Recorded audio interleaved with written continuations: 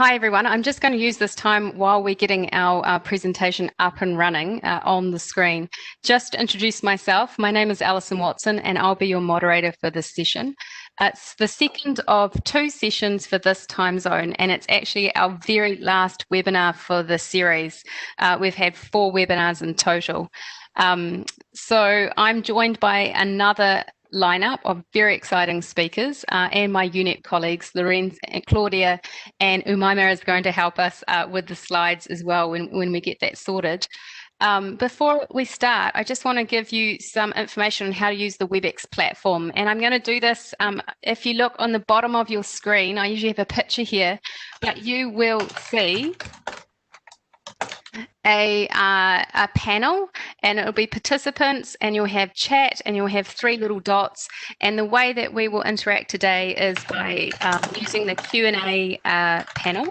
And if you press those 3 dots, the Q&A panel will come up. So that is how we're going to participate. You're going to ask all your questions through that Q&A panel, and you're going to ask them hopefully to all our wonderful panelists who will have time to answer your questions. And if they do not, we will be able to use the Q&A, the written questions. So I'm just going to try and hand this presentation back over to Umaima. Let me have a look here.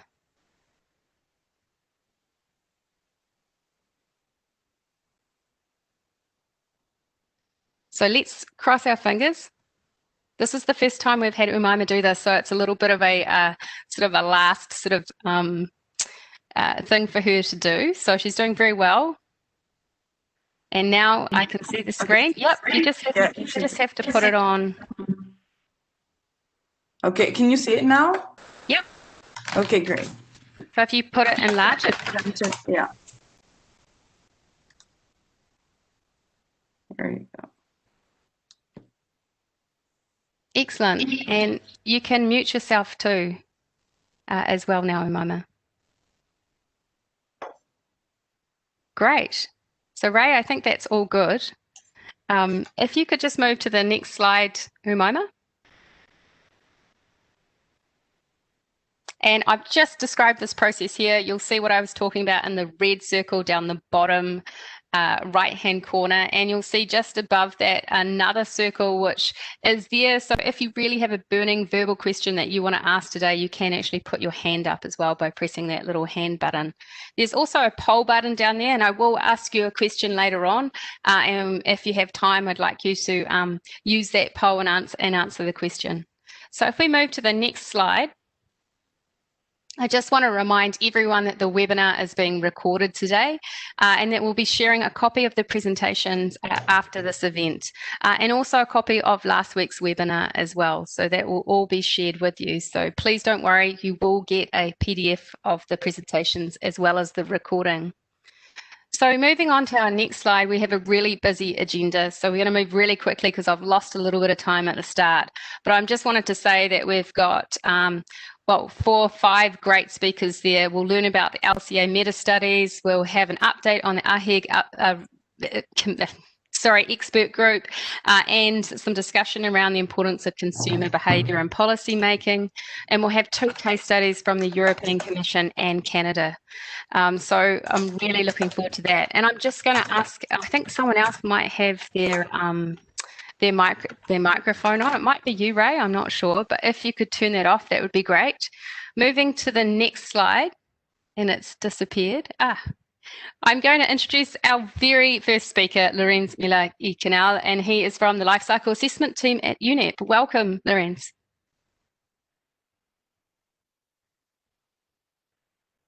Hi, thank you very much, Alison. Thanks for the onboarding explanations, and thanks everybody for joining us today. Yeah, so just first a few questions of introduction to set the scene of why we're doing this webinar series. So if we can move to the next slide, please. I'll be very brief in this one because actually we've been seeing this, but just for context, for those of you who didn't manage to join in the previous webinars, these the work that we're presenting today comes out of the resolution that was approved in the last United Nations Environment Assembly in March last year, which addresses single-use plastic products pollution.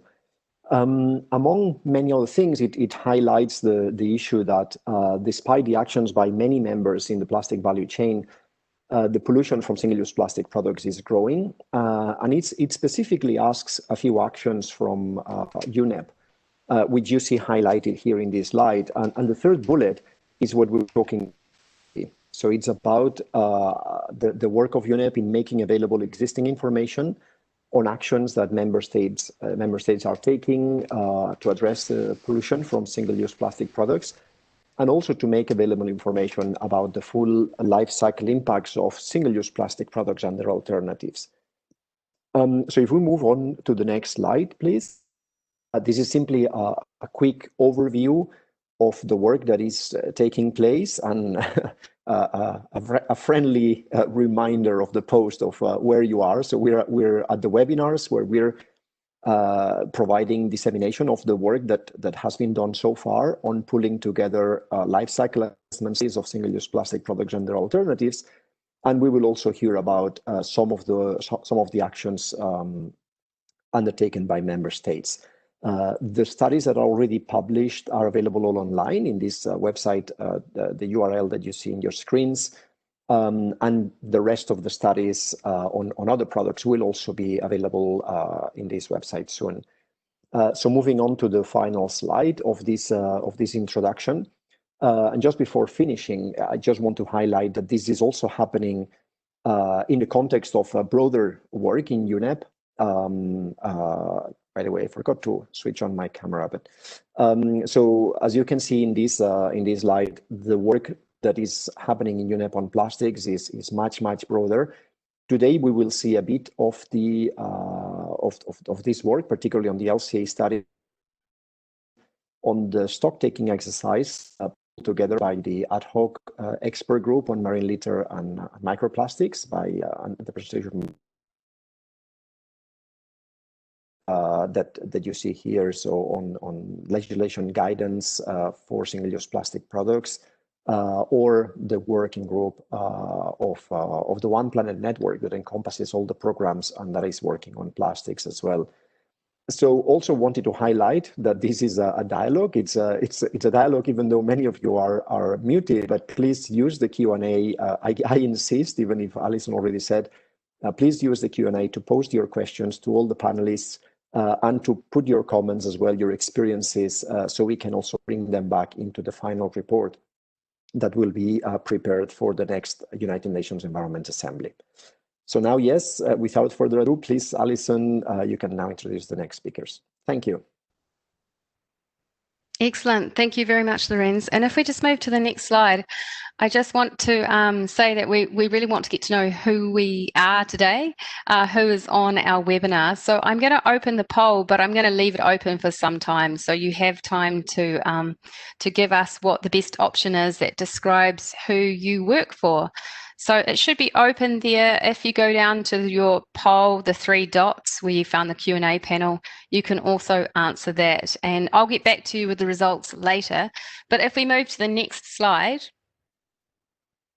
Umaima, I think you can do that while I'm running the poll. Yes, perfect. I'd like to introduce our first speaker, Dr. Gustav Sandin.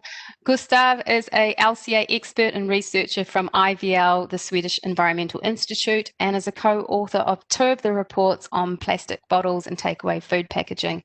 I'd like to welcome you to our webinar once again. You were here last week. We're really lucky to have you join us. So thank you very much and welcome. Gustav? Thank you very much, Alison, for the kind introduction. And thanks for this opportunity to talk about our 3 reports on the environmental performance of single-use plastics. I will show myself now to say hey to everyone, but then I will mute not to have problems with my connection. Okay, next slide, please. So the 3 reports that we were commissioned to do by UNEP covered single-use plastic bags, plastic bottles and their alternatives, and plastic takeaway food packaging.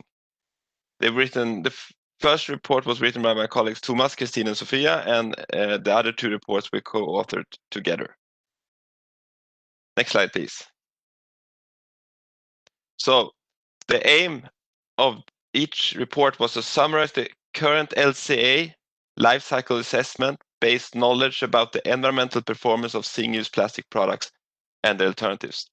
The report focused on plastic bags, bottles, and takeaway food packaging. And for each of these products, we compared the environmental performance with several alternatives, such as cotton bags, aluminum cans, and paper alternatives, as well as reusable options. Then we looked at the implications of this knowledge for policymakers and other actors aiming at reducing the environmental impact of single-use plastic products.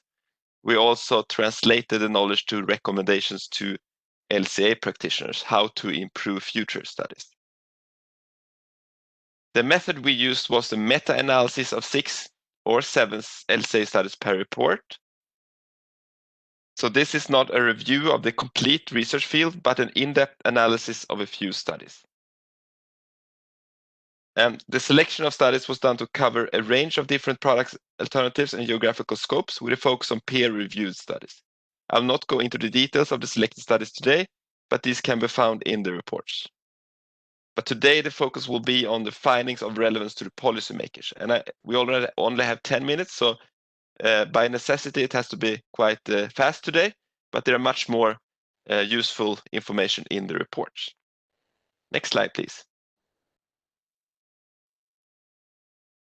Let's start with the first report on single-use plastic bags and their alternatives. Important for the environmental impacts of these products are material type,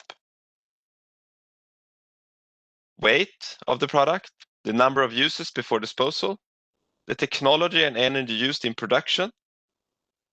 For example, the climate impact of a paper bag varies greatly depending on how the forest is managed, where the raw material comes from, and what fuel that is used in pulp and paper production. Also, maturity of technology is very important for the environmental impact, as well as the waste management. For example, paper bags ending up in landfills emit methane, contributing to climate change, but if they are incinerated, they are most often considered climate neutral, whereas fossil-based plastic bags being incinerated contribute to climate change. And also we saw that the environmental impact of all bags are reduced by recycling. So depending on end-of-life options available, the relative environmental performance of compared alternatives can be different, and the relative ranking of different options can be different. Finally, it's important to point out that the ranking of bags varies between environmental impact categories. For example, plastic bags is a poor option in terms of littering and microplastics, but scores well in terms of climate change, acidification, eutrophication, water use, and land use. Here, it's worth noting that bags are responsible for a significant share of the littering in the world, but a small share of the climate impact compared to other kinds of products. So the priority is not only about the importance of different environmental problems, but also how important the product is for that problem. Next slide, please. Further conclusions regarding single-use plastic bags is that reusable bags can be environmentally superior than compared to single-use bags if used many times. For example, cotton bags needs to be reused 50 to 150 times to have lower climate impact than single-use plastic bags. Whereas thicker reusable plastic bags must be reused 5 to 20 times. But this is for climate impact. For other indicators, the break-even point takes place at fewer or more number of uses. Also, cotton bags and thicker plastic bags may carry more goods, so they may not be functionally equivalent to single-use plastic bags. And this must be acknowledged also when you do comparisons, of course. On the second point, reducing impact of bags is not just about choosing, banning, recommending, or prescribing specific materials, but also about changing consumer behavior. Specifically, when it concerns how to increase reuse rate and to avoid littering. And finally, the shopping bag that has the least environmental impact is the bag the consumer already has at home. This emphasizes the importance of reuse. So this was very quick on the report on single-use plastic bags. More detailed conclusions are available in the report. For example, you can see how specific parts of the life cycle, such as waste management, influences specific comparisons, such as plastic versus paper bags. Next slide. Let's move on then to the report on single-use plastic bottles and their alternatives. Here, important for the environmental impact are the material type. And this is not only about plastic bottles versus glass bottles versus aluminum cans, but also about bio-based versus fossil plastics, recycled versus virgin content. So we can see that variations within a material category can be larger than variations between materials.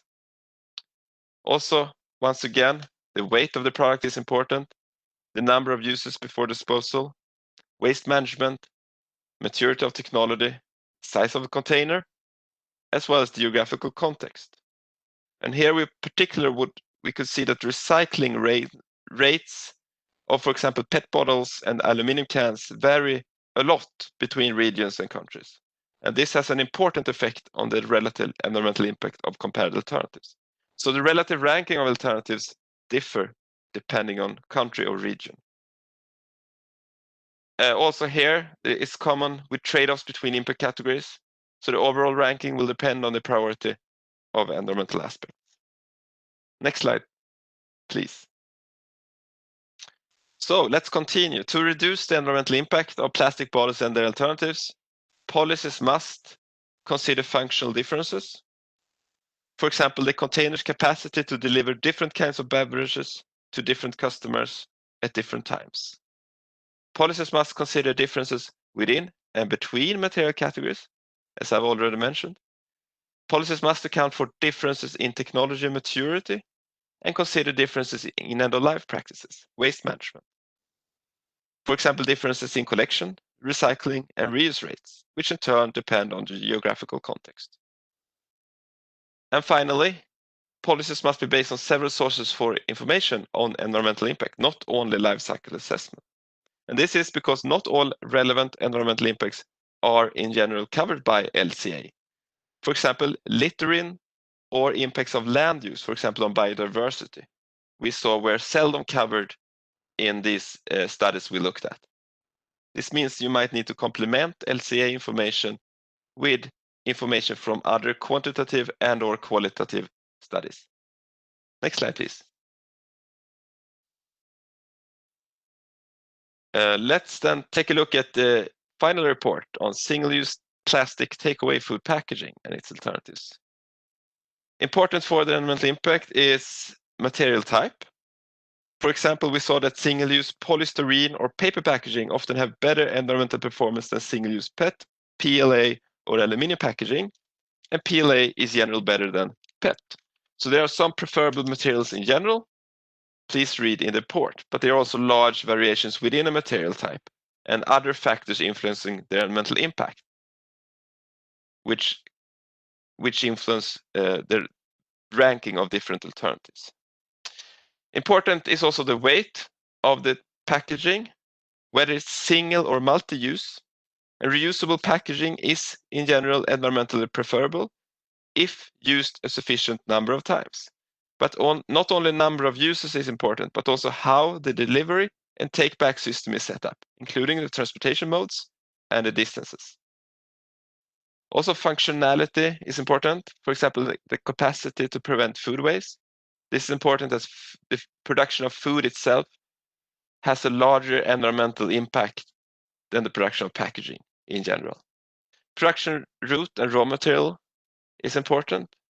Maturity of technology, waste management again. And here I can mention that food leftovers can impede recyclability of single-use plastic material used for takeaway food packaging. Making reusability or compostability a more preferable design option for takeaway food packaging compared to, for example, bags and bottles. Next slide, please. So, to conclude on this product category, the policies must consider functional differences, both how well it prevents food waste, for example, but also different materials may be suitable for different types of packaging and different types of food. This is important to remember.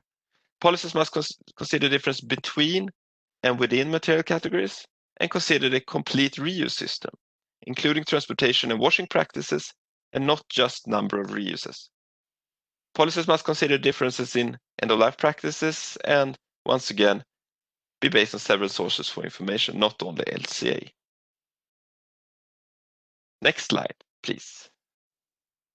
So this was very brief on each of these three reports. To have a general message in the end, we can say that policies must have a systems perspective, including consideration of the life cycle perspective, as there might be trade-offs and risks of problem shifting within a life cycle. It must consider production systems and the raw materials in use, because there are variations within a material category. It must consider the end-of-life infrastructure that is available now and in the future in the country region that the policy concerns. It must consider the consumer behavior, which also depends on geographical context a lot. It must consider direct and indirect environmental impact. And with indirect impact, we mean the influence on, for example, how much food waste is created. So it's not just the impact of the packaging itself, but also how it influences the surrounding product systems. And finally, you must consider trade-offs between environmental impact categories. These trade-offs must be recognized and handled. And to enable a systems perspective, one must consider or commission context-specific LCA studies. For example, reflecting the particular consumer and waste management in a specific region. And it must also consider studies covering environmental aspects not covered by LCAs, such as littering. We also recommend to involve LCA expertise when interpreting results, because they know and understand the influence of system boundaries, allocation methods, and other important assumptions for an LCA. This was very short on each report. Please read the report for hopefully valuable information. They are quite comprehensive, and I think they are useful for policy making worldwide. Thank you very much. Thank you very much, Gustav, and thank you again for sharing your findings and recommendations from the three studies. I've got some questions coming in for you. I think the first one, you mentioned that LCA don't all take into account all the environmental aspects. Not all of them are well covered, and you gave some examples like littering, microplastics, and you had biodiversity was another one. Is that something that's being addressed by the LCA community? Yes, definitely. There are a lot of ongoing work on developing new methods to enable the characterization of these impacts. For example, in the Life Cycle Initiative, there's a lot of focus on land use impacts and biodiversity impacts. I would also like to mention the product Marie LCA, which focuses on the development of impact assessment framework on marine littering. So there are hopefully more of these issues can be covered in future LCA studies. Excellent. You also mentioned something about that policymakers should consider the differences within material categories. Is there really such a difference within the same material category? Are you finding that in the LCA studies? Yes. Yeah.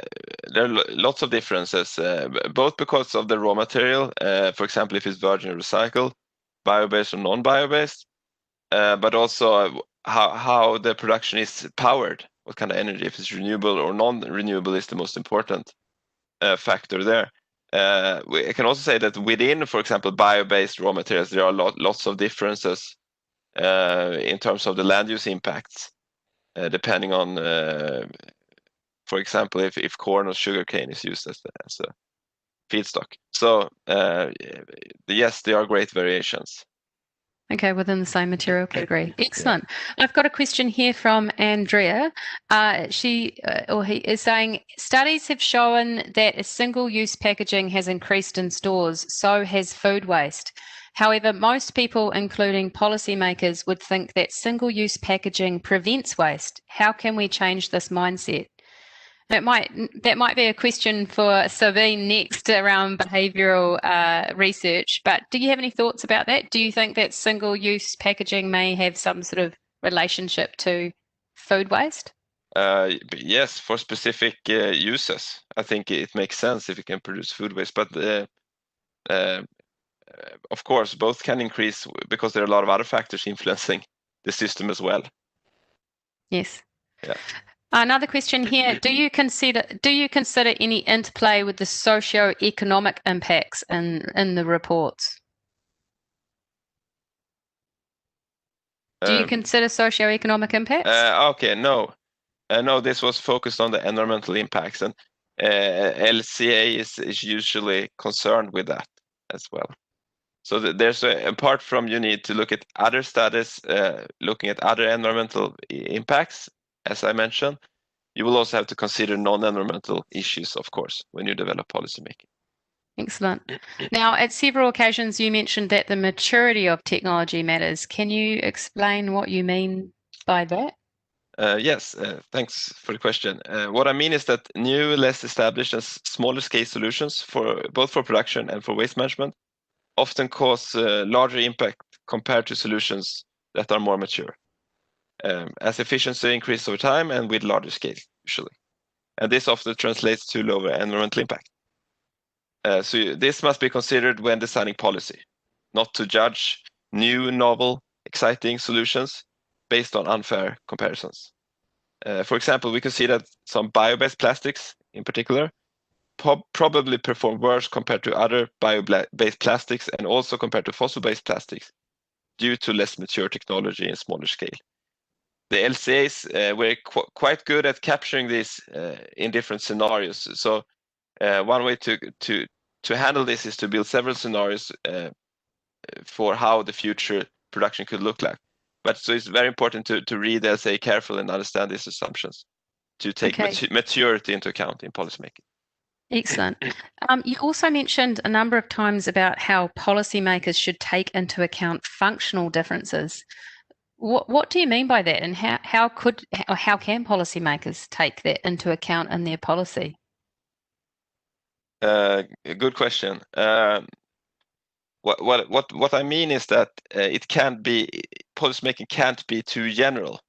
It must consider that different materials have different pros and cons, and different packaging has different pros and cons for different uses. So there are nuances in the functionality, pros and cons of different materials that needs to be considered. Okay. And also the indirect effects, as we have mentioned, if it can prevent food waste, impacts on health, for example, if it can keep water clean, for example. So there are, Excellent. Well, Gustav, I don't know if you've got a bit of time. I know you had to run off quickly last time, but we do have a few questions for you that have come through that we haven't answered now. Would you be able to just maybe spend a bit of time with us just answering a few of those questions in the Q&A for the next sort of 5 minutes or so? Yeah, we can have a few more questions. It's okay before I have to thank you. leave. Oh, yes. No, if you can do that through, because I'll need to move on to our next speaker, but there are some good questions there. And so if you could answer a few of those by going into the Q&A. I will do that. Thank you so much, Gustav. Yeah. And thank you very much for your presentation. I'd like to now move on to our next speaker. So if we can move the slide, we will introduce Dr. Sabine Paul, who is the Professor of Urban Environmental Psychology at the University of Vienna, Austria, and University of Plymouth, UK, United Kingdom. Sabine is an environmental psychologist whose work focuses on perceptions, attitudes, and behavioural change, particularly in the areas of plastic pollution, energy efficiency, and protection of natural environments. And at the global level, Sabine is currently leading the UNEP-funded stocktake of actions against plastic pollution. So she will be able to share an update on that as well. Welcome, Sabine.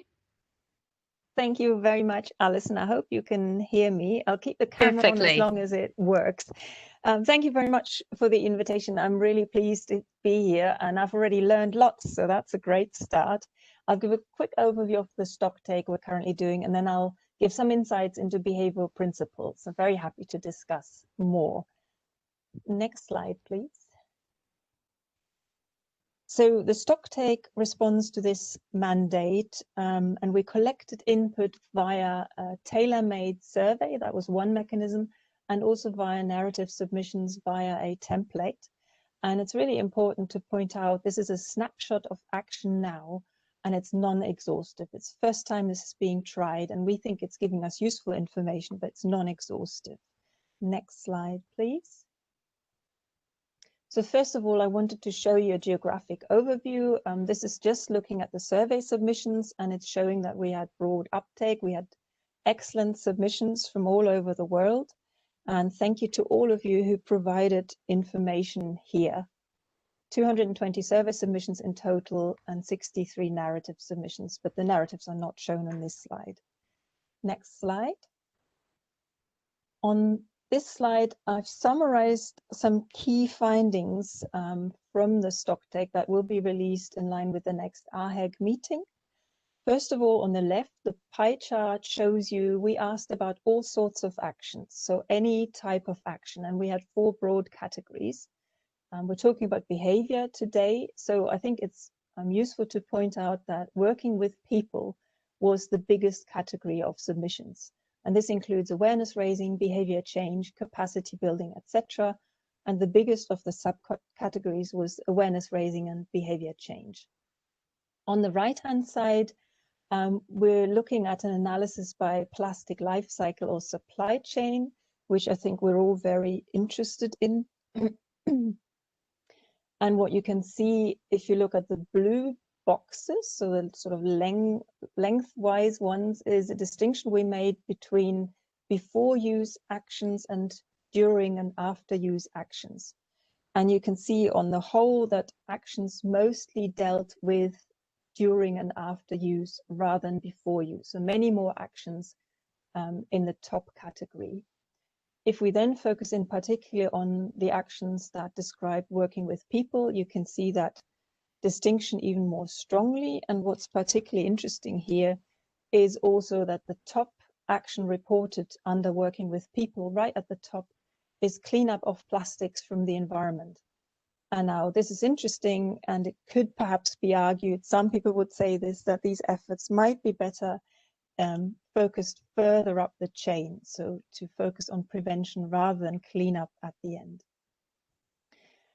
Next slide, please. I'd like to go back one step and just explain why I think behavior is so important. I think most of you agree with the systems view of plastic. We've heard Gustav talk about this earlier, and this picture depicts the flow of plastic through the system, from economic sectors at the top, through society in the broadest sense, to sadly the environment. That's the pollution we're concerned about.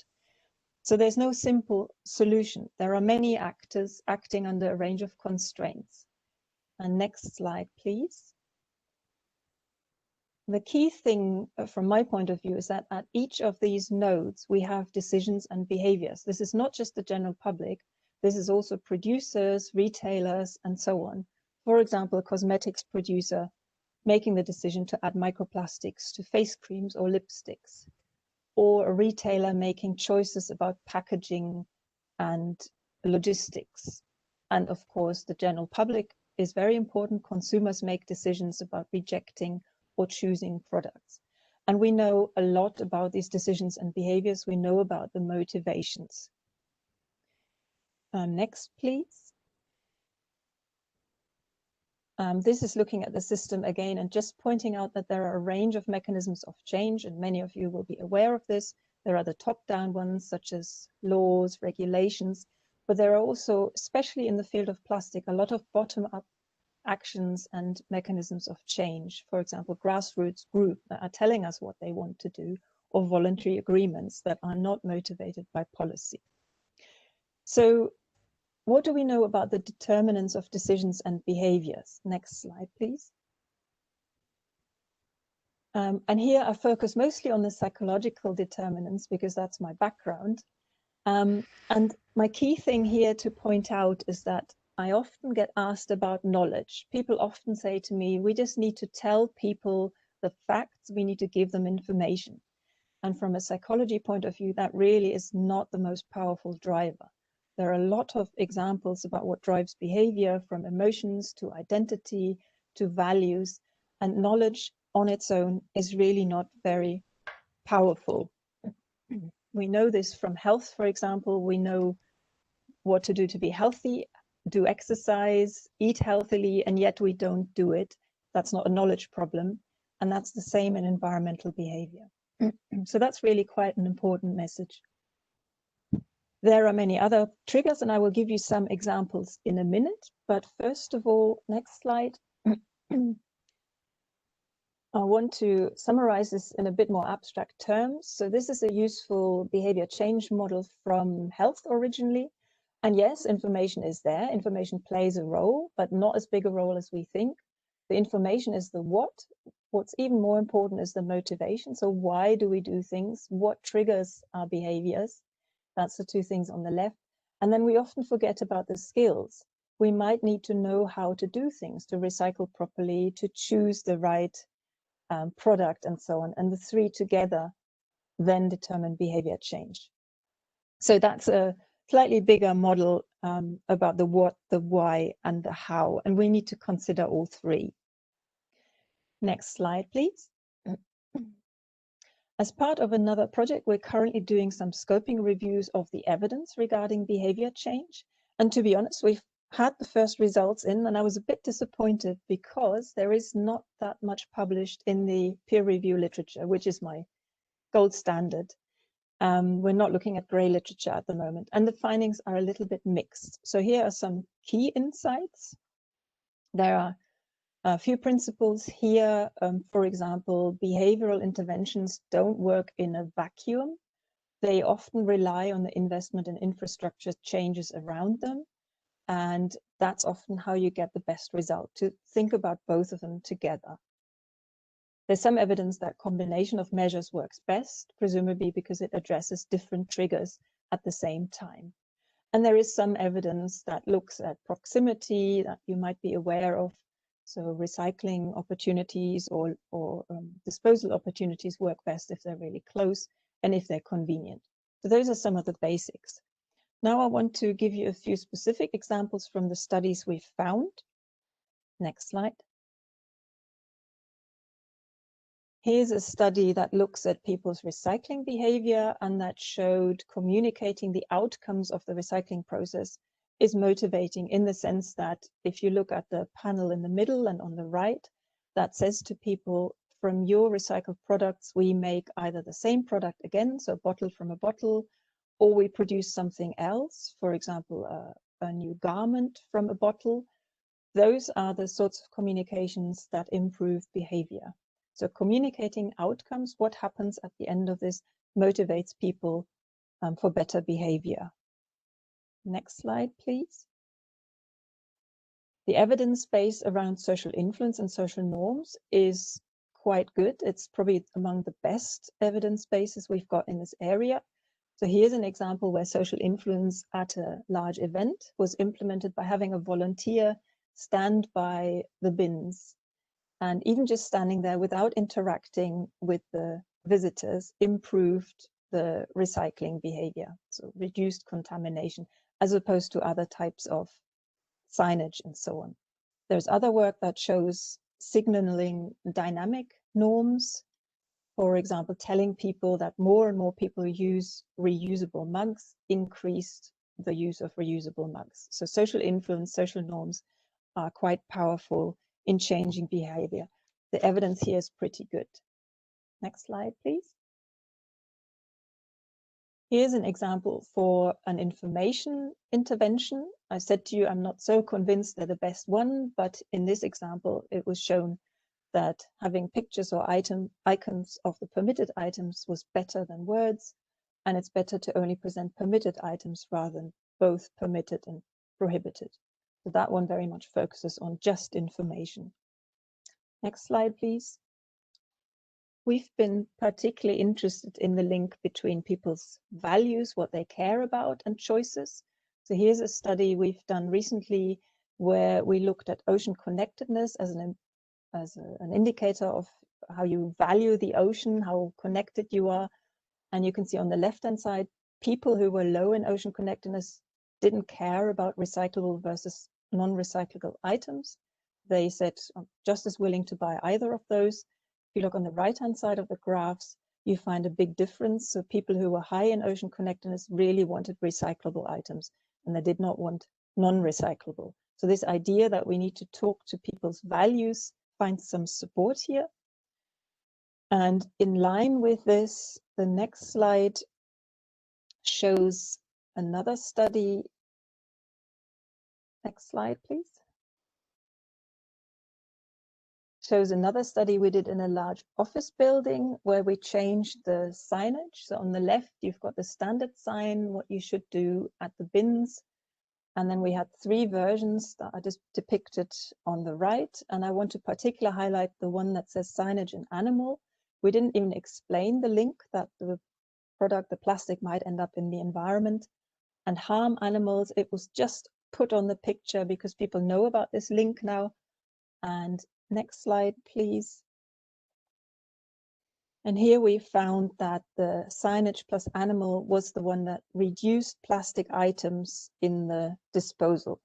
So this was not improved recycling. It led to people reducing plastic items. So quite an interesting finding, and that remained after we removed the signs even. Next slide, please. This is an example I've seen on beaches where, again, this link between values, what people care about, and the behavior is made.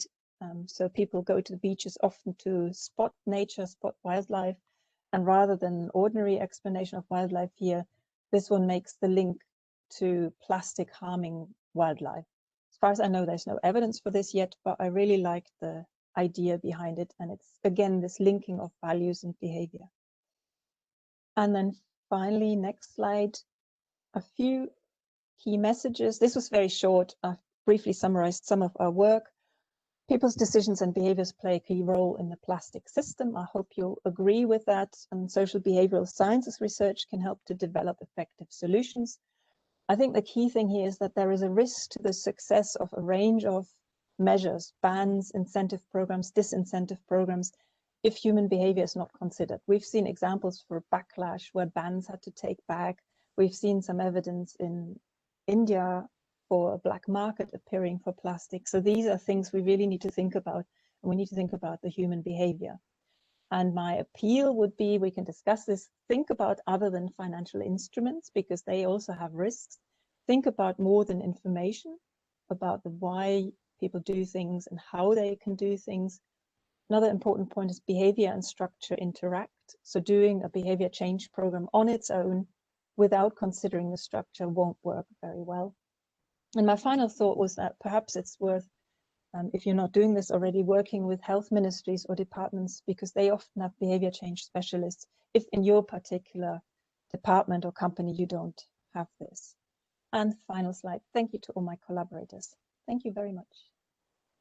Excellent, Sabine. And if we just move to the next slide, Umaima, we'll just have the picture of Sabine there as well. And thank you so much. It was incredibly interesting. And we had a lot of questions around this. How do we influence consumers to change behaviour in all of our previous webinars? So it's really great to have you join us tonight or today. We just don't have too much time. So I'm going to ask you some quick fire questions. And I know there's written questions coming in very fast. So if you can help answer some of those afterwards, that would be great. Sure. I really thought it was fascinating, really, just even how simple pictures or icons on the waste bins, for example, could encourage different behaviour amongst people when disposing of their rubbish. And I was also interested in, I guess, this analysis of policies. I mean, is there any analysis or examples of national policies that you have seen that have really embraced this aspect of consumer behaviour in the design of the policy? Like, have you done any analysis on national policies and whether they focus on those behavioural skills, motivation, and knowledge sort of rubric that you outlined? We haven't done that analysis yet, but with the stock take, we have a lot more information that we haven't really looked into in depth. So that's certainly something we'd be very interested in. What we've seen increasingly is that behavior change is mentioned, so that people say it needs to be part of it.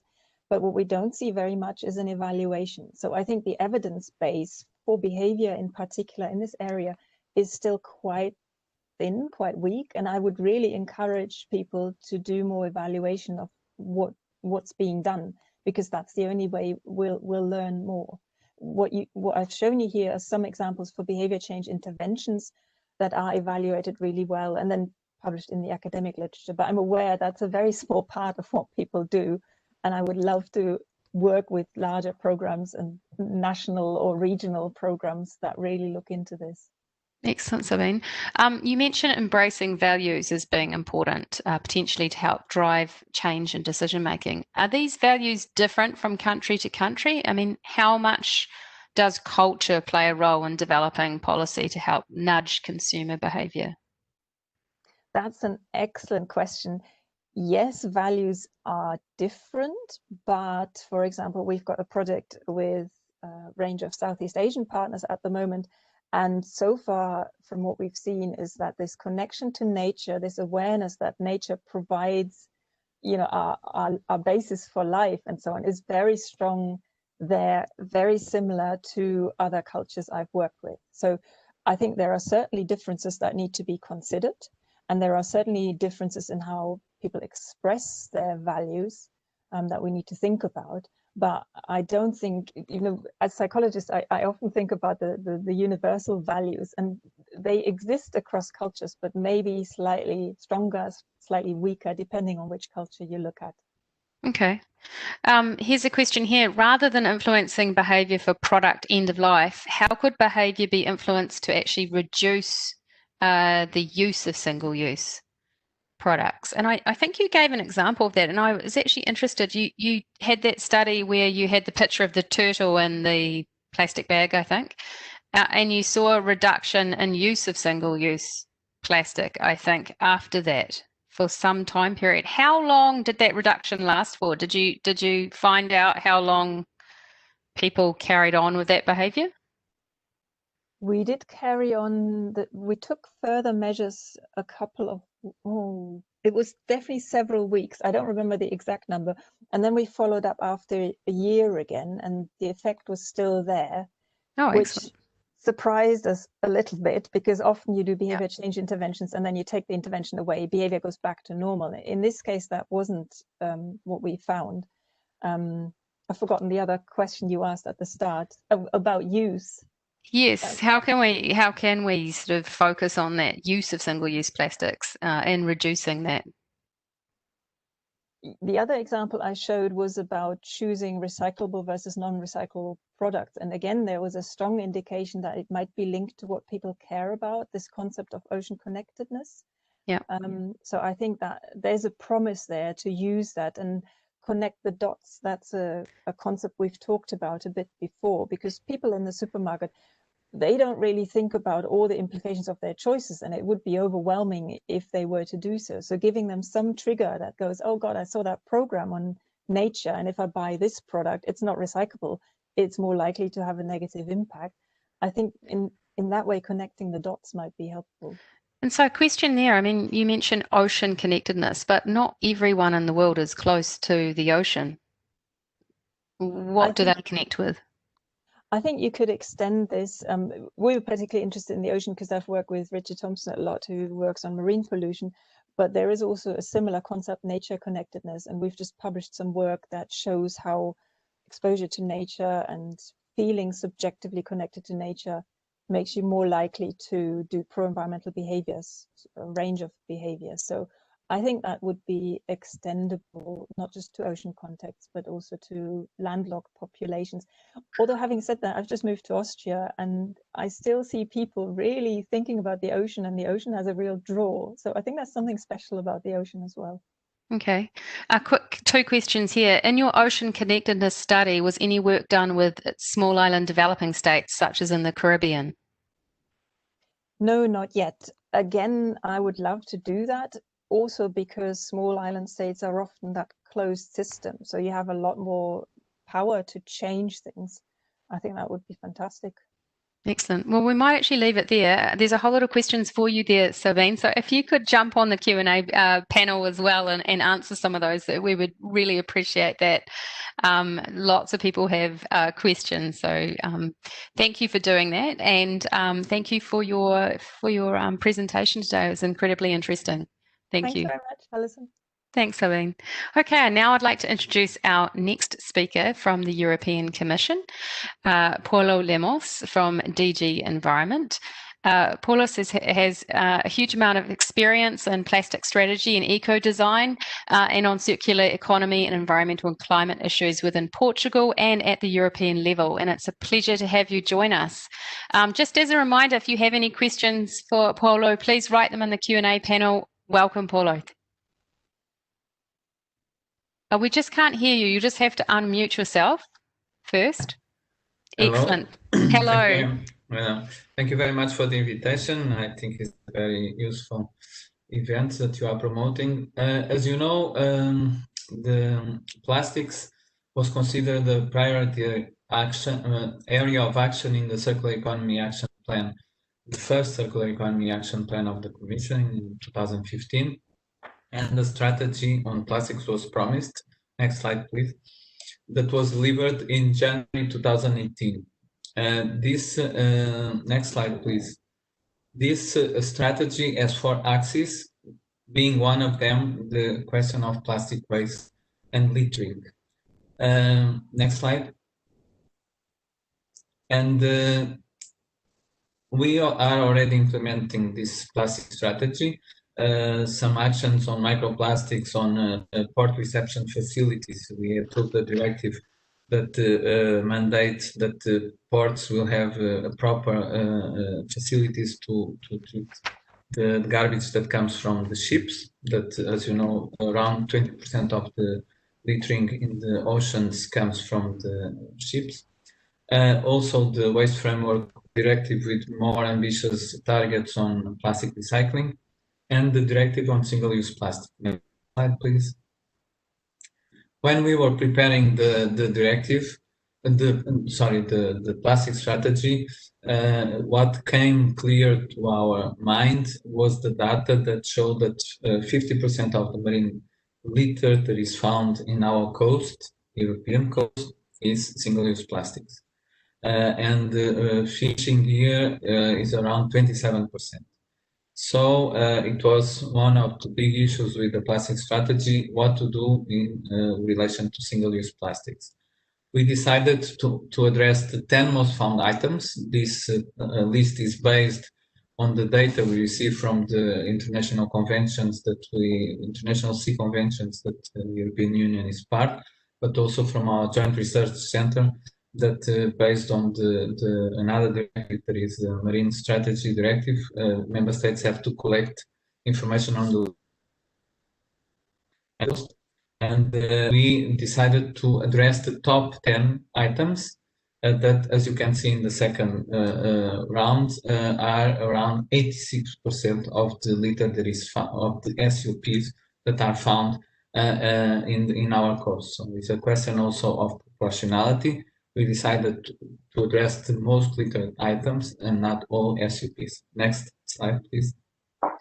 The list of the 10 most, I think, is more or less common around, because in the studies we did in the impact assessment, we found similar studies in the United States of this list of items.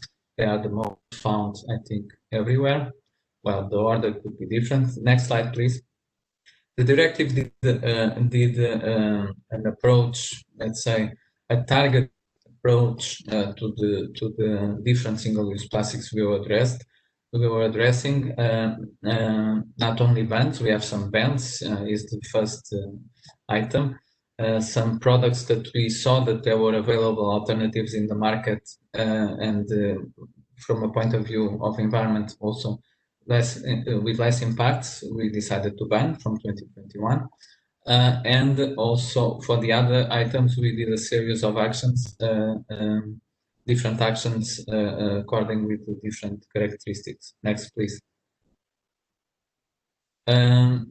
We have actions like consumption reduction for beverage cups and also for food containers. Next, please. We have bans, as I told you. Some of the bans, as you can see in the drawings, but also, for instance, is also oxo-degradable plastics were banned. Next, please. Then design requirements for bottles. Let's say we did an approach, let's say an integrated approach for the bottles instead of banning or reducing the consumption. We addressed in three different ways. Well, for county PR, the question of eco design. So the bottles have to, from 2024, the cups of the bottles cannot be detached from the bottles, because the caps of the bottles are one of the most found. They are even most found in the coast than the bottles themselves. Also, targets for recycled content, 25% for PET in 2025 and 30% for all beverage bottles by 2030. And at the same time, we set very ambitious targets for collection, meaning that from 2025, 70% of collection for member states have to have a level of 70% of collection, and in 2029, 90% collection, meaning that they have to go, in principle, most of them for deposit return systems. There is a very secure way of quickly reaching these collection targets, meaning that littering from bottles and their cups, we hope that by 2024 will be much more reduced. Now they are number one item, and we hope that when you do the review of this directive by 2026, they will have been reduced, even be out of the 10 most found items. Next, please.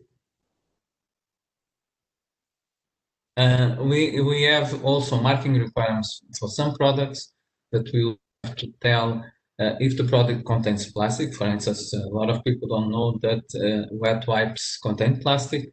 The correct disposal of these products, for instance, going back to wet wipe, people should not drop the wet wipes in the sanitary outfits, and also the impact of this plastic in the environment. Next, please. In terms of extended producer responsibility, we, for some products that were not included yet in the extended producer responsibility obligation that are addressed in this directive, we extended this producer responsibility, but one of the things that are more innovative is including the costs of littering in the costs of the EPR fee. And this is being calculated, and there is also an incentive for the producers that the less litter they produce, the less they will pay in terms of the EPR fees. Next, please. For fishing gear, also we went for an EPR scheme, but also to set national collection targets and harmonized standards for the design of fishing gear that is ongoing. Next, please. Separate collection, I already told you the targets, and also in the waste framework directive, we increased the targets of recycling plastics to 50% by 2030. Next, please. In terms of biodegradability, was one of the more contested discussions we had with stakeholders.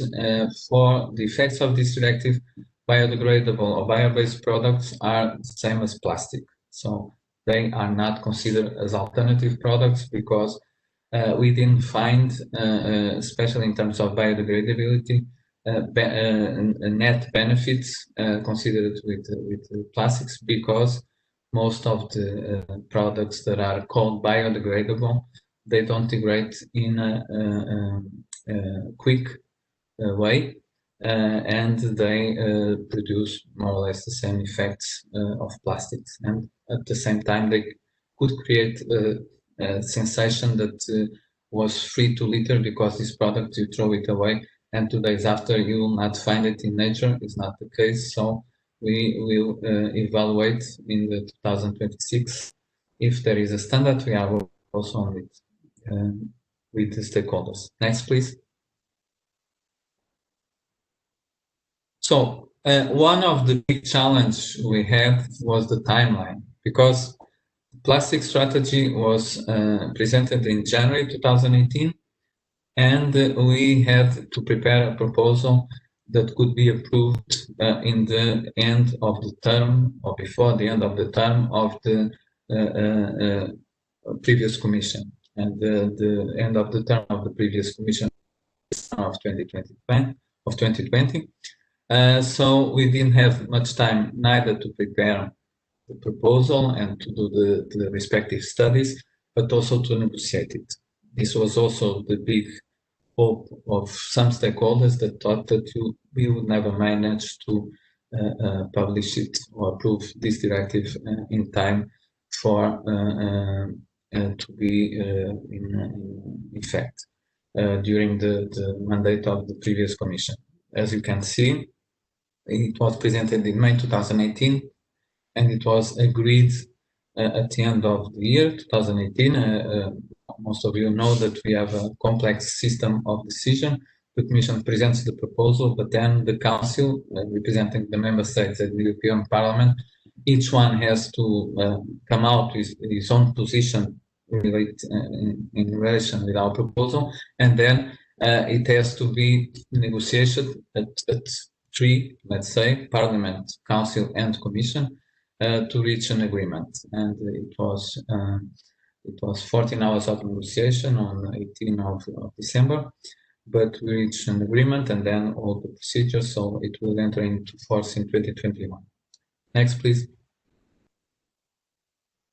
Another challenge is the implementation, because there are several areas where we need to find more concrete definitions, more concrete proposals and regulations. So we came out of this directive with a lot of implementing acts for the directive, related, for instance, with the definition of SUPP, with the definition of plastics, that is complex discussion with standards that were needed, but also the question of how to count recycled content, how to measure the consumption reduction. So this is all works that we have to do with this directive. Another challenge was indeed the question of the alternatives. What are the alternatives apart from multi-use, that for us is the preferred alternative than single-use non-plastic, but an unexpected challenge was also the COVID crisis, because it creates some problems and some demand for single-use materials. Next slide, please. You have 1 minute, Paula. Okay, so I'll skip life cycle because it was already approached. I'll just speak about the lessons and that we learn with this proposal. The first is that the public is very receptive to this initiative.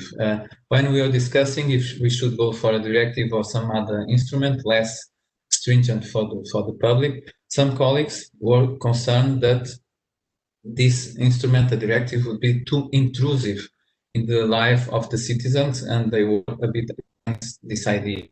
What we saw was that indeed the directive was very well received by the public opinion. Actually, it was one of the most, if not the most, well received in the public action from the former commission. And that's one of the lessons we learned.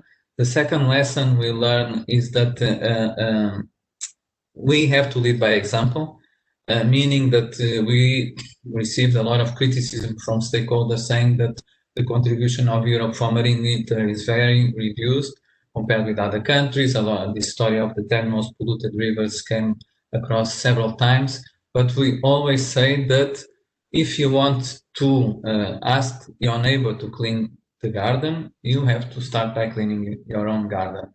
And that's what we did. And as you know, at international level, it raised a lot of action and awareness to this issue. The third is the stakeholders. The stakeholders, most of them will fight the initiative, but when it's agreed, they'll come to cooperate. Just an example for closing, attached cups, meaning the need for the cups to be attached to the bottles, was one of the most contested measures that we took with industry. But at the end, we went ahead with it, and a few days after, we had industry on the table wanting to work with us on the standards for the attached cups, but also the companies that were saying that it's impossible, it costs a lot of money, were publicizing in full page their own methods to attach the bottles to the cups. So if we take the decision, the industry will follow, and they will still make money with it. Thank you.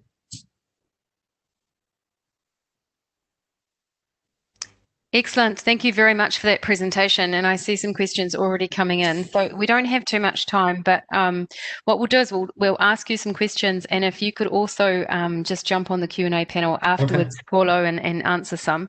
I have here, what are considered sustainable alternatives for the single-use plastic products that are selected for market bans?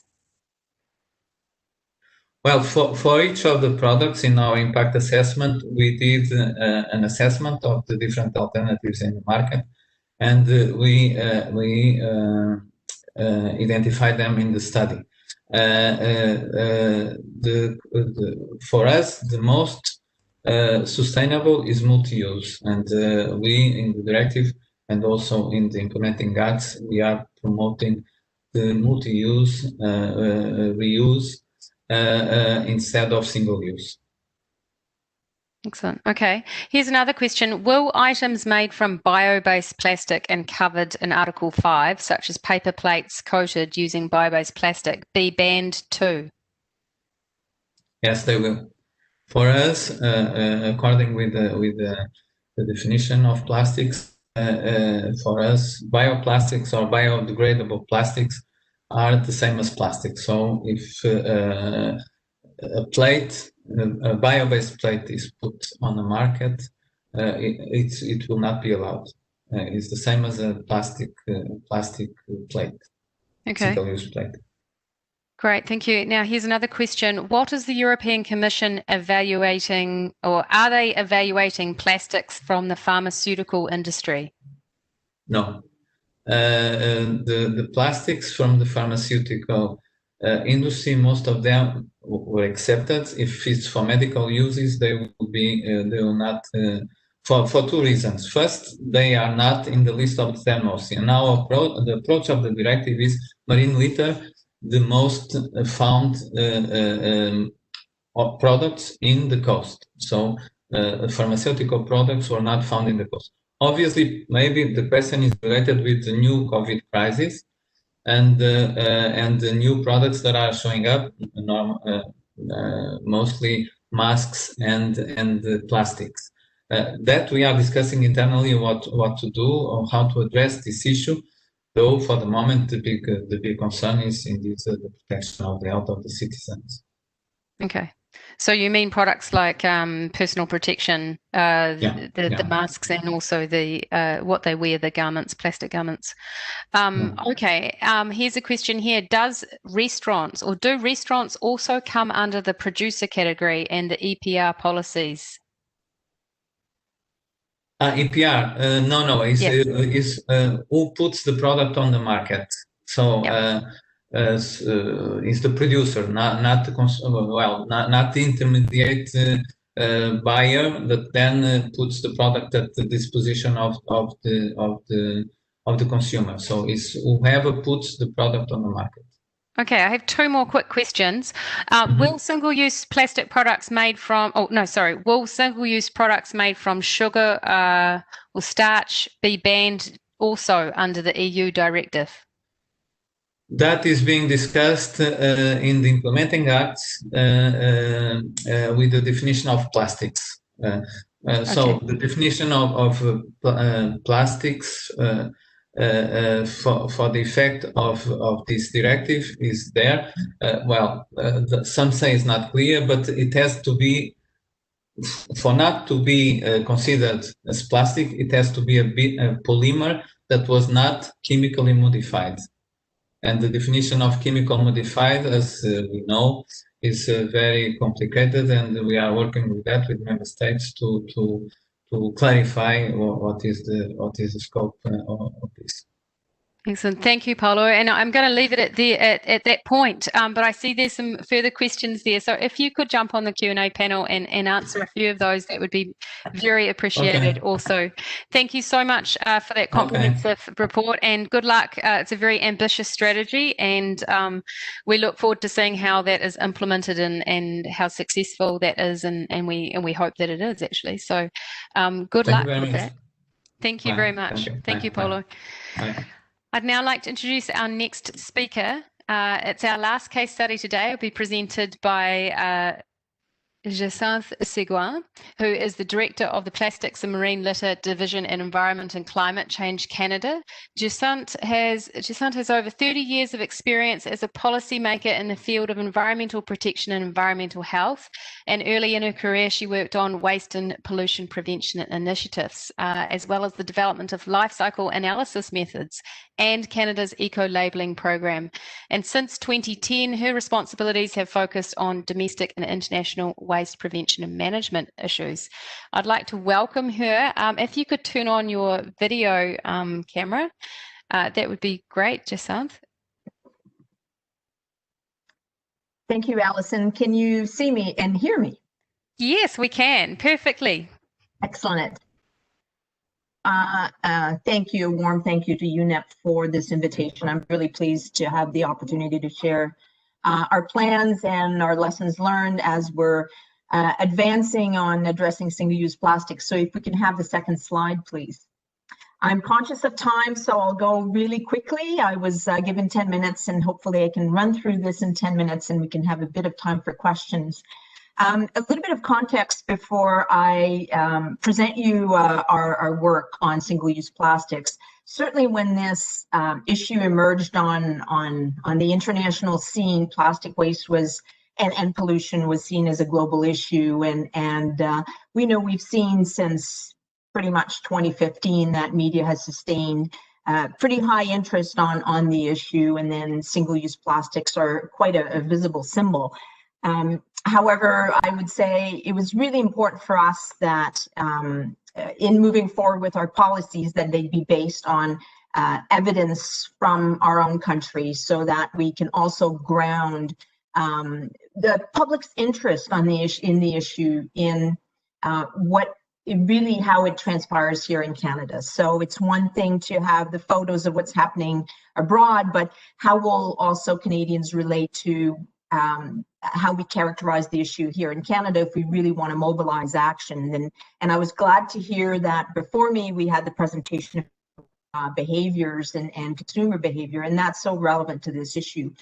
The other thing that's really interesting about this issue is while it's global, it's a globally relevant issue, but we're also seeing a lot of local and regional actions. And from a national government perspective, that makes for a fairly, I'd say, a busy working plane, or quite a complex issue to also navigate, because there's a lot of interest at the local level, and local considerations really influence approaches. Depending upon the prevalence of the plastics in the environment, what impact they may be having locally, and also the availability of solutions and waste management options locally. So not an easy quick fix, as was mentioned by earlier speakers. We don't have a silver bullet here, and we really need to have pretty comprehensive plans in order to address this issue. Next slide, please. So speaking of comprehensive plans, what has been driving our actions in Canada started out with the Ocean Plastics Charter, which we introduced at the G7 back in 2018. That was quickly followed by the development of a national strategy on zero plastic waste, and then more recently, comprehensive federal. So for us, federal is national government action. And those plans are really the template for us to move forward on taking action. And you will see that the thing that I have to mention is that the plans don't target only single-use plastics. Oh, there we go.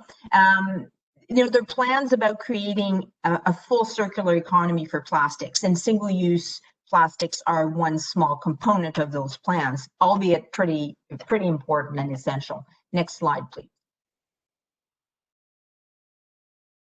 So for managing single-use plastics at the national level, we recently issued a discussion paper, and it was very important for us to establish a common understanding of what we were talking about when we talk about single-use plastics. So what is it? Is it just the plastic bottle, et cetera, et cetera? So we characterized and we classified single-use plastics as packaging. There's a group that's also convenience item, and there's another group of single-use plastics that are fully essential items. And certainly during this pandemic, we've had to pay attention and provide specific considerations about the use of plastics and their of single-use plastics during this pandemic, and how useful they may be, and what approach we'd want to pursue to address this category of items. So all in all, like, not all single-use plastics are made the same. They don't all have the same functions, and the functionality of those items is very important to consider as we move forward with our policies. And of course, when we look at the issues that they're causing, well, you know, we all know about the pollution in the litter, the harm that they can have on wildlife and also ecosystems, and as well in terms of how they may hamper or cause issues with recycling and composting systems, as well as wastewater systems.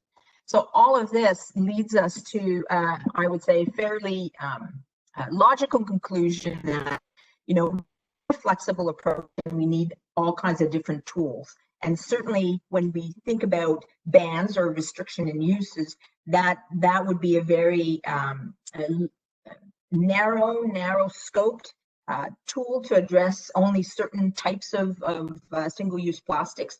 And there should be other approaches and other interventions to help, for example, improve design of some of these products to ensure recyclability, also to improve end-of-life outcomes and improve their recovery rates.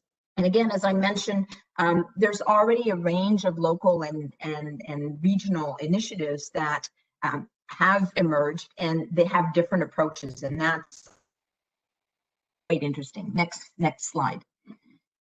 So I just mentioned that we issued October 7th at the national level a discussion paper to present our overall approach to managing plastic products based on three main pillars. The first one introduces the framework to manage single-use plastics.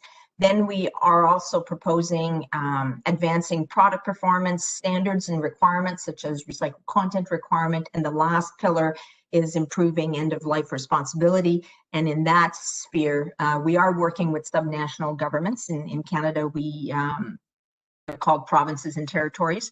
And they are the ones that have put in place extended producer responsibility programs, and we're working with them to strengthen those programs and expand their scope. Next slide, please. So I will focus the rest of my presentation on the single-use management framework. And we wanted to have a clear, transparent, and rigorous approach in judging or identifying how we should be managing single-use plastics. And you'll recall the 3 categories of goods that we had identified earlier.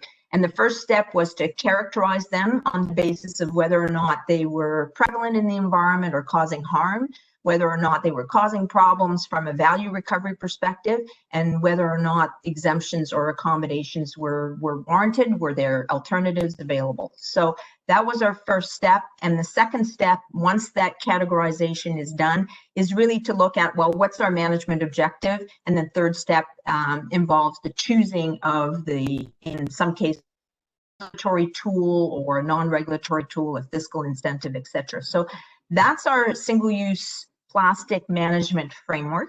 And if we go to the next slide, I will not spend a lot of time on that slide, but it looks something like this, whereby we looked at a lot of the data available for Canada in terms of litter audits, Canadian shoreline cleanup information, published data, published reports to identify on the left column. I realize, well, it's very, very small on my computer, so it may well be very small on yours as well. But to identify quite a list of single-use items, and then we looked through the literature to see and categorize them, whether or not they were prevalent in the environment, et cetera, et cetera. So we applied the various criteria to this list. And next slide, please. And the result for us was the proposal to impose prohibition or some restrictions to 6 items, and you see them in the middle of the slide here. So checkout bags, straws, cutlery, stir sticks, 6-pack rings, and food serviceware. And the 6 for food serviceware, we're focusing on items made of plastics that are not easily recoverable or that are causing problems, that are problematic in recycling systems. And those will have to be defined at a later date through public consultations. So we've just launched our public consultations on that framework and the proposal. But in the box to the right, you will see that we're also acknowledging that while we're doing this at the national level, there's been quite a range of activities happening at the local level and in some cases also at the provincial level. So in Canada, we have plastic bans in 3 provinces, and quite a few cities have put in place some bans on what we would call checkout bags. There's also across the country bottle deposit and return systems, and also extended producer responsibility regulations in most provinces and territories will cover some items. Bottles are quite a common item that is covered. And then we have a few cities that have imposed some restrictions on straws and foam containers. So already a playing field that is that has been tested for certain activities and certain management actions in different parts of the country. Next slide, please. And I see that I'll wrap it up. I've got 4 minutes. Okay, this is my last slide. So when we come to life cycle considerations, that was a very good question by the webinar, and how much life cycle comes into play in the policy making. And I would say on this issue, it is largely driven by waste consideration and the fact that we're seeing these items in the environment and there's very low recovery rates. So in Canada, for us, most of it is going to landfill. However, I would say that we are really looking at solutions that are needed in the entire life cycle of plastics themselves. However, I will end on this is certainly when it comes to alternative, we did ask ourselves the question about, well, what about bioplastics and how do the feedstocks for bioplastics compare to the more traditional feedstocks? And we did an LCA, and it's not a full LCA. It was called a comparative screening of life cycle assessment. And we did it for, we were comparing non-petroleum feedstocks for polyethylene and polypropylene. And our baseline was looking at natural gas liquids for polyethylene and natural gas liquids and petroleum distillates for polypropylene. And we compared them on the basis of 4 indicators: global warming, water consumption, primary and energy consumption and land use. Some very interesting conclusions. Basically, we wanted to make sure if alternatives would come out completely, would tip the scale in terms of being either completely undesirable or across the line desirable, and that's not the case. There's certainly a lot of, as you can imagine, some of them will be more water and land intensive, while others are preferable from an energy perspective. In terms of this study going forward, will influence some of our policy choices regarding these alternatives. But we're waiting for discussions of from our consultations that are ongoing right now to really land on how we will treat bioplastics and alternative feedstocks as part of our regulatory approach. So lifecycle, yes, is helping to inform some of our decisions, and that work has been useful, but it is only one of the considerations as we go forward. And that's it. And there's 1 minute left.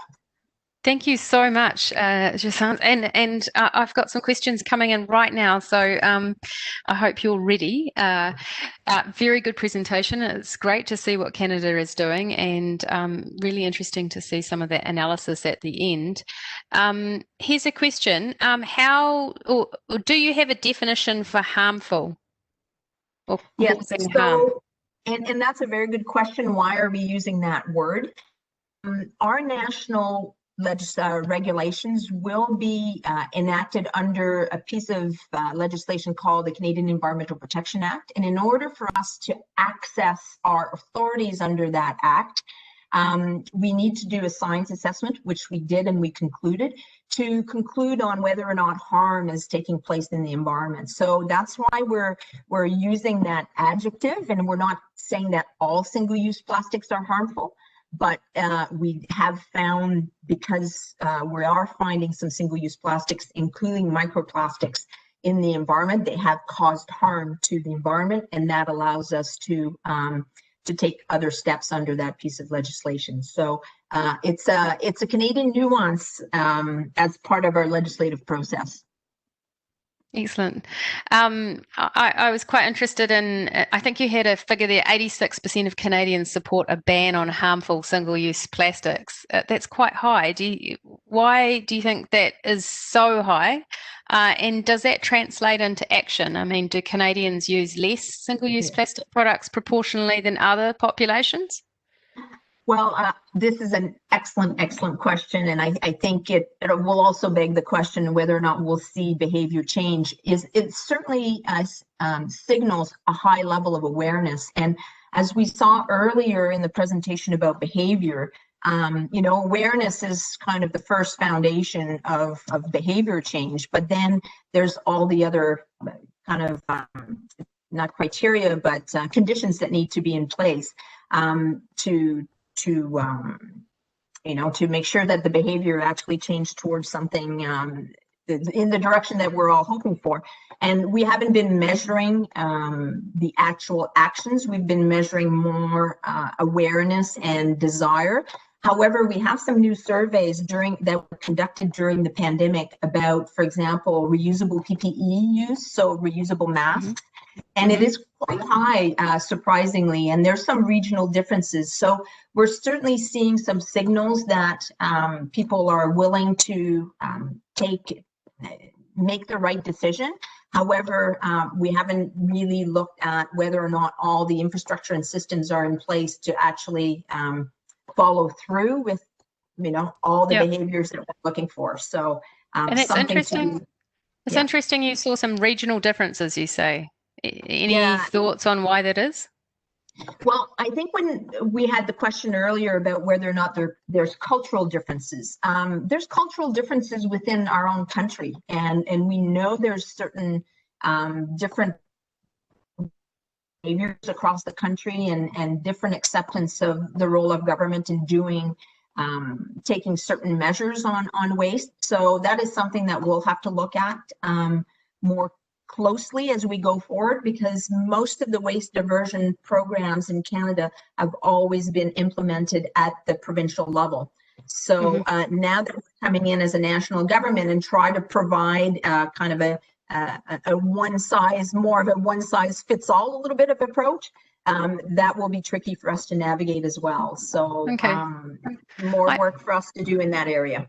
Okay, I have a question here around, and I'm not sure what happens to your waste in Canada. So this question is, how are you dealing with the fact that a lot of the recycling is shipped to other countries? So calling a product recyclable and even having it in the right bin might not necessarily mean a good environmental impact.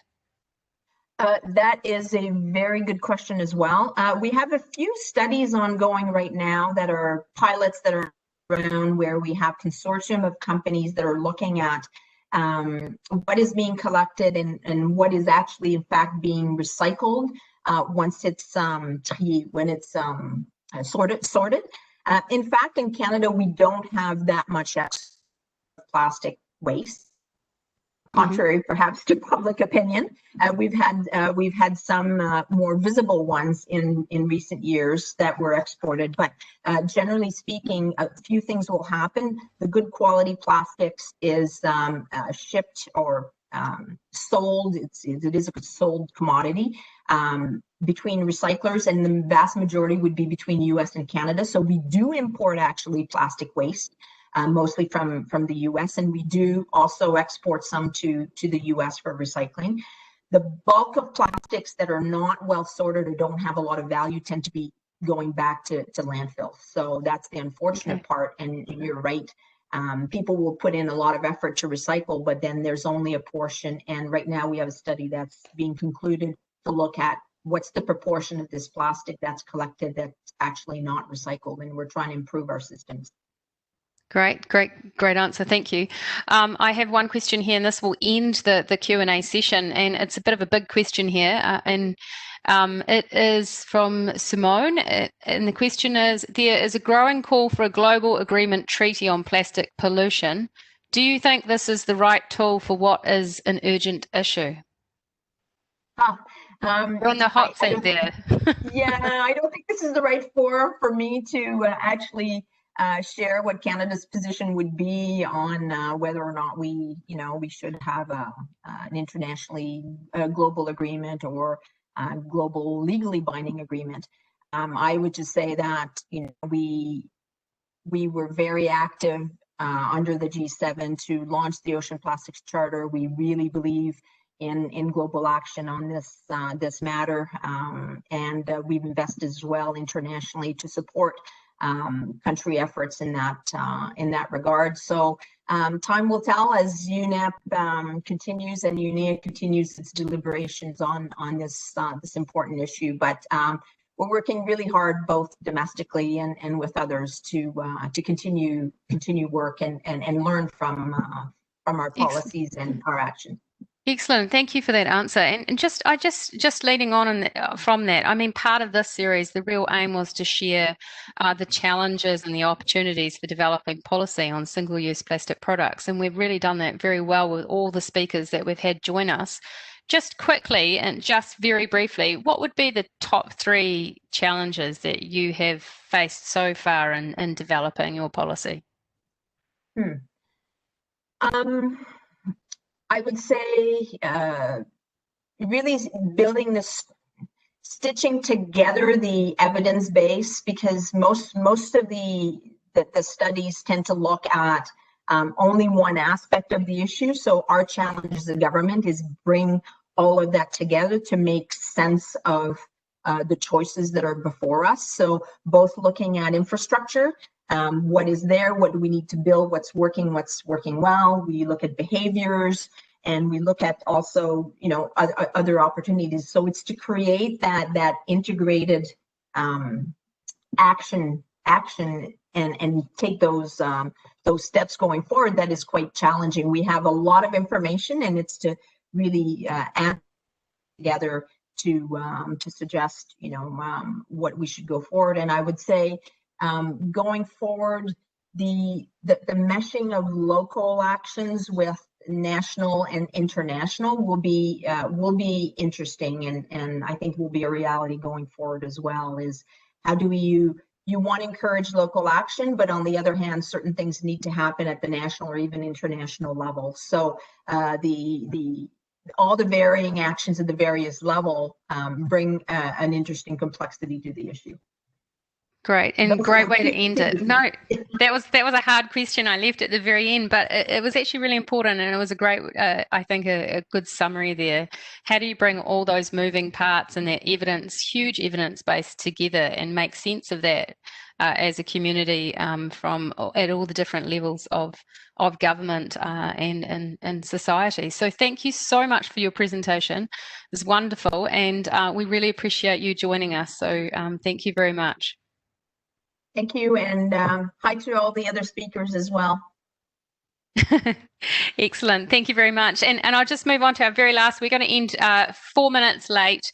We were going to end at 35 past, but we're going to end right on the just a few more minutes later, sorry. And I'm just going to introduce back Lorenz. He's just going to give a quick summary of the key points. Thank you so much, Alison. And yeah, thanks everyone. I think we're really running quite over time, and it would be impossible, I think, to summarize the wealth of information that we've seen in these presentations.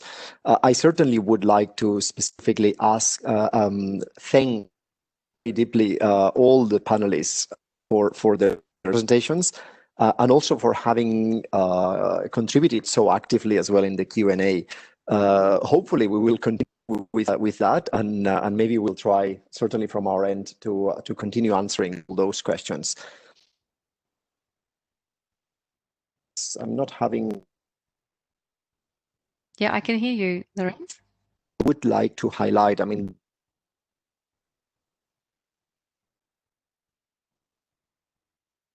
so mainly just highlighting, I mean, from the point of view of the LCA studies, I mean, something that really comes up is that the issue is not about which material we're talking about, but about the product and the use we are making of it. So we've seen it studies presented, but also in the presentations by Paulo, and I think a bit as well from that. It's really when we're looking at reusable products that they tend to dominate or to be preferable from an environmental point of view. So we should not be thinking that much about plastics or as we sometimes call them, single-use plastics, but it's about the products. So what kind of uses are we making of these materials? Certainly dominating a lot of the. And this calls, I mean, this also relates to the fact that we're talking system. We have to look at transforming the whole economy, the whole plastics value chain. So for this, we need this kind of policies, and we've seen examples both for the European case and Canada that look at the extended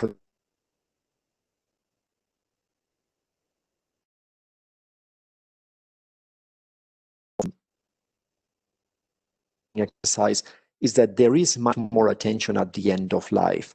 So perhaps we need to shift a bit more of the attention upstream. And maybe, we could probably stop it at there. But just to iterate, I mean, of course, this summary is a very poor attempt to summarize the great presentations. We'll be sharing the presentations recording online. So we hope that you will all stay tuned. And with that, back to you, Alison, to do the close. Great, and I hope you can all hear me. I lost you a few points there, Lorenz, but I did get the summary. And I would just like to end this whole webinar series from all of us at the team at UNEP to say thank you to all you participants who I've seen coming on actually 4 times, which is brilliant, some of you. The speakers have been absolutely wonderful, and thank you for those speakers today. And I'd like to wish you all a very happy day today, safe travels, or be careful out there, and we will be in contact with you with a recording link for this session and also the PDF documents. So thank you very much for joining us. Have a good day.